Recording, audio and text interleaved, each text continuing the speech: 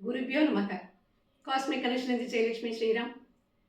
சனி பயிற்சியின் சற்று விரிவான பலன்களை பார்த்துக் கொண்டிருக்கின்றோம். அந்த வரிசையிலே இன்று மீன ராசிக்காரர்களுக்கு என்ன பலன்கள் என்பதை பற்றி தெரிந்து கொள்ளலாம். இந்த வருடம் மார்ச் மாதம் 29ஆம் தேதி நடைபெறவிருக்கும் சனி பயிற்சியானது கும்பம் விட்டு மீனத்திற்கு வந்து அமர்கிறது.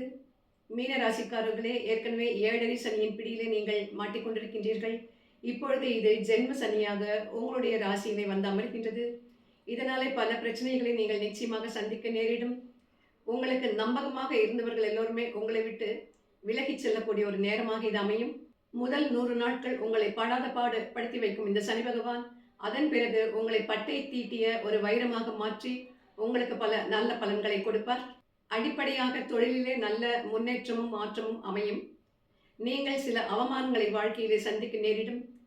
பொறுமையுடனும் நிதானத்துடனும் நீங்கள் நடந்து கொண்டால் இதிலிருந்து வெகு விரைவாக வெளியில் வந்துவிட முடியும். உங்களுடைய பண வரவு சற்று முன்னுக்கு பின்னாகத்தான் இருக்கும். உங்களை சுற்றி இருக்கும் கெட்டவர்களிடமிருந்து சனி உங்களை மீட்டு வெளியே கொண்டு வந்து விடுவார். நீங்களும் உங்களுடைய வாழ்க்கையிலும் உங்களுடைய வார்த்தைகளிலும் அதிக கவனம் செலுத்த வேண்டும். கணவன் மனைவி உறவிலே சில விரிசல்கள் ஏற்படும். அதேபோல் நண்பர்களுக்கிடையே சில சிக்கல்கள் தோன்றுவதற்கு வாய்ப்பு இருக்கிறது.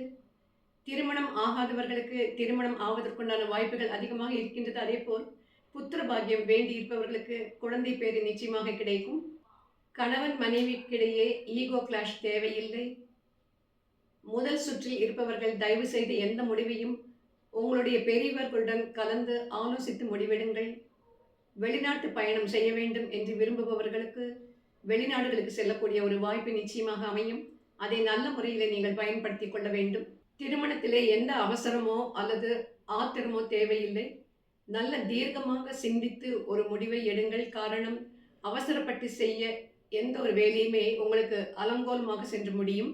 தொழில் அல்லது உத்தியோகம் செய்யும் இடத்திலே எந்த விதமான பிரச்சனைகளையும் யாருடனும் வளர்த்து கொள்ள வேண்டாம். உடல் நலனிலே நல்ல அக்கறை எடுத்துக்கொள்ளுங்கள். முடிந்தவரை தான தர்மங்கள் செய்யுங்கள். இந்த சனி பகவானது பார்வை உங்களுடைய 3, 7 மற்றும் 10ஆம் ஸ்தானத்தின் மீது விழுகின்றது. 3ஆம் ஸ்தானத்தின் மீது விழுவதால் உங்களுடைய சகோதர உறவிலே சற்று முன்னேற்றம் ஏற்படும். 7ஆம் பாவத்தில் ஏற்படுவதால் குடும்பத்தில் பிரிவினைகள் ஏற்படும். 10ஆம் பாவத்தில் விழுவதால் உங்களுடைய கர்மஸ்தானமான 10ஆம் பாவத்தில் விழுவதால் சற்று உத்தியோக முன்னேற்றமோ தொழில் முன்னேற்றமோ உங்களுக்கு ஏற்படுவதற்கு, அபிவிருத்தி ஏற்படுவதற்கு வாய்ப்புகள் நிறைய இருக்கிறது. ஆனால் நீங்கள் கடுமையாக உழைத்து முயற்சித்து அதை தக்க வைத்துக் கொள்ள வேண்டும்.